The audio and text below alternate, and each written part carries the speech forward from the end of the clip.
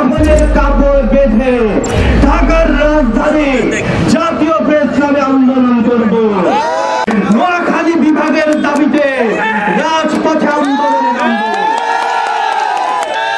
লড়াই কি চলবে? চলবে। যেখানে আছি সেখান থেকে কাপড়ের কাপড় মাথায় বেঁধে নোয়াখালী বিভাগের দাবিতে রাজপথে আন্দোলনে নামব। ঢাকা রাজধানী নয়, নোয়াখালীকে রাজধানী ঘোষণা করব। ঢাকা থেকে সকল ব্যবসায়ীদেরকে নোয়াখালীতে নিয়ে আসবো। নোয়াখালীর 7 লক্ষাধিক প্রবাসী অধ্যুষিত এই নোয়াখালী রেমিটেন্স পাঠানো বন্ধ করে দিব। ভুলে যাবেন না, 7 লক্ষ প্রবাসীর রেমিটেন্সে আপনার অর্থনৈতিক চাকা সচল।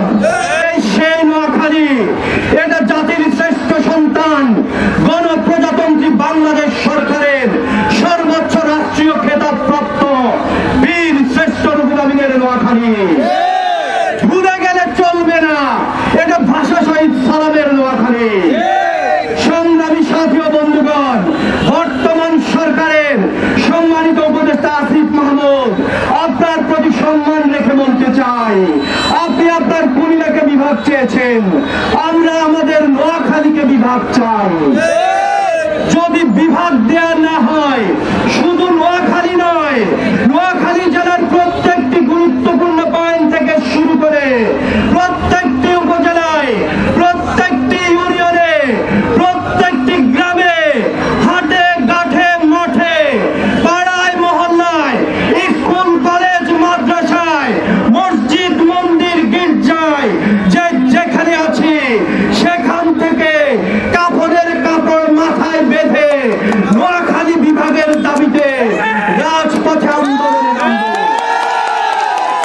ভুলে যাবেন না, আপনাকে বলে দিতে চাই আসিফ মাহমুদ, আপনি হয়তো জানেন না, একটা জেলাকে আরেকটা জেলার সাথে সংযুক্ত করতে হলে সেই জেলার ডিসিকে সভাপতি করে গণশুনানি করতে হয়। আপনি কোথায় গণশুনানি করেছেন? গণশুনানি না করে জনপ্রশাসন মন্ত্রণালয় আপনি কার অনুমতি নিয়ে নোয়াখালীকে কুমিল্লার সাথে সংযুক্ত করছেন? আজকে নোয়াখালীর আন্দোলন দেখছেন, ঢাকার রাজপথ বন্ধ করে দিব।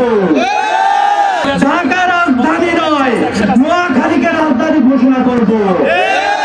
ঢাকা থেকে সকল ব্যবসায়ীদেরকে নোয়াখালীতে নিয়ে আসবো। নোয়াখালীর 7 লক্ষাধিক প্রবাসী অধ্যুষিত এই নোয়াখালী রেমিটেন্স পাঠানো বন্ধ করে দিব। ভুলে যাবেন না, 7 লক্ষ প্রবাসীর রেমিটেন্সে আপনার অর্থনৈতিক চাকা সচল।